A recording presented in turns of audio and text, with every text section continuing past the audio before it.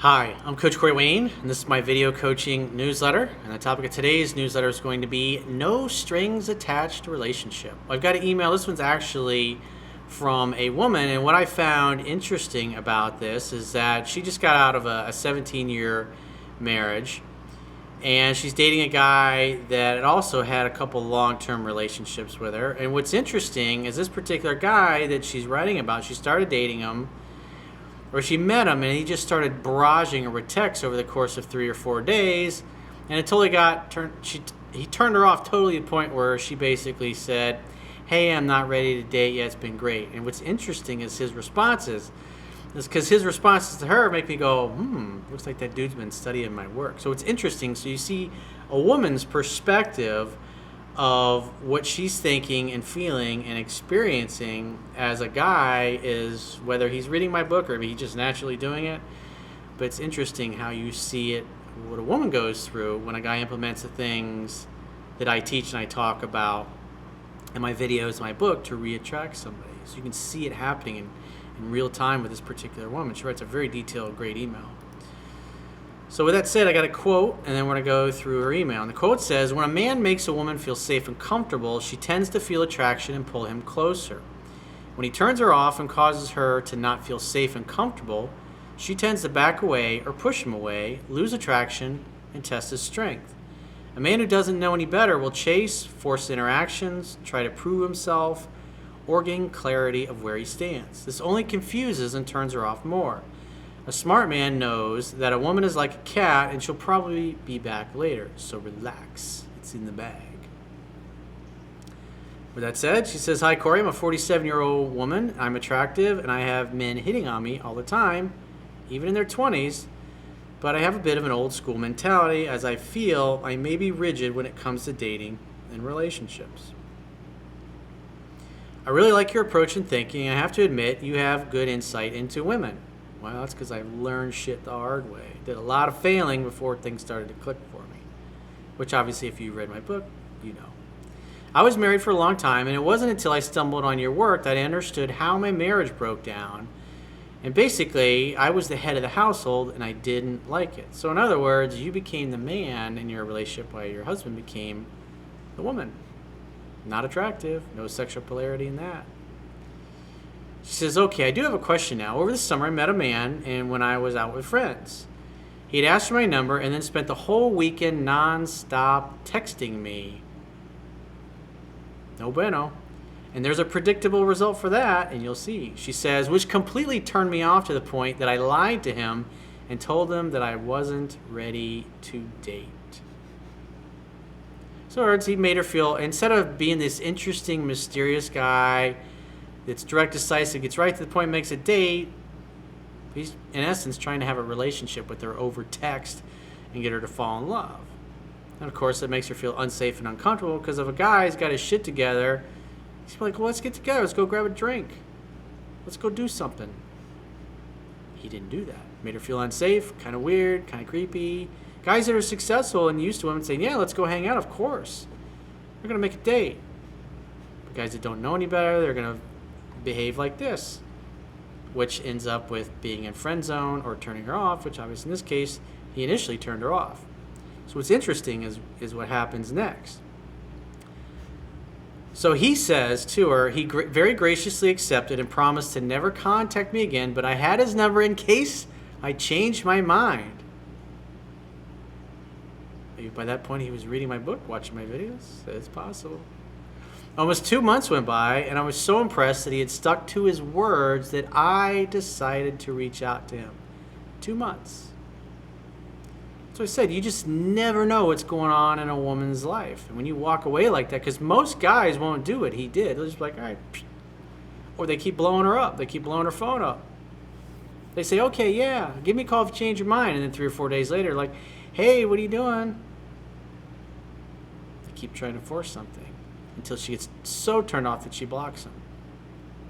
He immediately took so almost 2 months went by, and I was so impressed that he had stuck to his words, I decided to reach out, and he immediately took the opportunity to set a date, time, and place.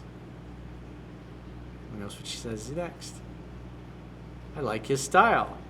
We started a courtship, and he was careful to not over-text. I had come clean about the lie and the fact that I had thought he had come on too strong. God, it really sounds like this dude, after he got blown off, was like, what about this girl? I really like her. Oh, there's this fucking Corey Wayne guy on the internet. But 4 dates in at the beach, he started saying all the things he did not want anymore, living together, raising kids again, etc. He was trying to figure out my emotions, etc., to the point that I got in defensive mode and started saying that I didn't want to start a relationship that already had set limits to it. So he got focused on the future instead of living in the present moment, hanging out and having fun and hooking up. When I met him, he also had a long-distance girlfriend to which he owned up to from the beginning. He was quite heavy in the pursuit, and I opted to take it slow, which seemed to leave him a bit confused but accepting.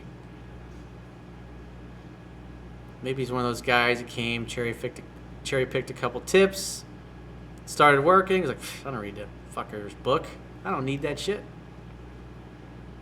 On that day, he voluntarily said he had one more commitment with this woman and then he'd break it off. This commitment was a holiday. This didn't sit well with me, and I told him that what he had to do, what he wanted to do, but to go on holiday with her if he wanted and decide when he got her back, or when he got back on what he wanted, but that I was out of the picture until then. Or she says, hey, if you're still dating somebody else, I don't think so. If you still got this girlfriend, I don't think so, which was the right thing for her to do. So good job of having the strength to do that. Because a lot of women would have kept going along with that. That night, I sent an angry text, and he sent an angry text back. I sent a defensive text, and he sent a defensive text back. I sent an upbeat one, and he sent an upbeat one back. Ha. His last one was that he would let me know when he got back in 3 weeks, whether or not a continuation of our story could happen. I left it. I didn't respond. I let him take his time to respond to him when he was ready. Turns out, 2 weeks later, he broke it off with the other woman, and before leaving on his holiday without her, he contacted me and proposed a no-strings-attached relationship, exclusive but no strings attached. So what's interesting is that you can see that when he focuses too much on the future, what may or may not happen, and same thing with her, things go a little squirrely. But as there's more freedom in the interaction, just like the quote, Thich Nhat Hanh quote, you must love in such a way that the person you love feels free. It's like, so if there's freedom to come and go, it evolves. But if there's rules, if there's, well, we've got to set these precedents before we go any further, or you're trying to lock the person down too soon, you see it causes the other, again, when men and women both, when we feel like we're losing our freedom, we tend to back off. Funny, because I got what I wanted. The other woman was out of the picture. However, he presented me with the next stop on his terms, not mine. He obviously is not ready for anything serious after a 25-year marriage and a 7-year relationship that he had just ended. I get that, no worries. However, I feel like I've been demoted. So instead of trying to put a label on it and what it means, live in the present moment and enjoy each other. Both of you are worried about what may or may not happen in the future. Instead of just focusing on the present moment because it's the only thing that exists, and enjoy each other and see what happens. Because if whether it's him or you, if you start focusing on the future and worrying about it and digging your heels in when you're still just barely know each other and you're barely getting to know each other, it's never going to progress. After seeing him again, he asked me to go skiing with him and wants to see me every weekend. I don't think this guy's read my book. Maybe he just cherry-picked a few things. Or maybe somebody who had read the book gave him a few tips and they worked out. So he feels he's got it. So he's getting cocky. This is my first relationship out of my 17-year marriage, and I'm also not ready for anything heavy, but guess I'm used to from pre-marriage of being pursued and sort of identify this as a lack of real interest and a way to pass the time while not being alone. Confused on how to roll with it. Well, chill out, relax, enjoy it. Enjoy your time with them.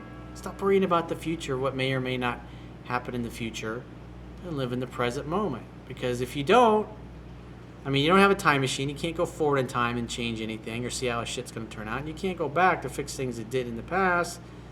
The only thing you have right now is the present moment to live in it and to enjoy it and to see what happens next. Keep it simple. So if you'd like to get my help personally, the quickest way is go to my website, click the products tab at the top of your screen, and book whatever coaching option works for you. And I will talk to you soon.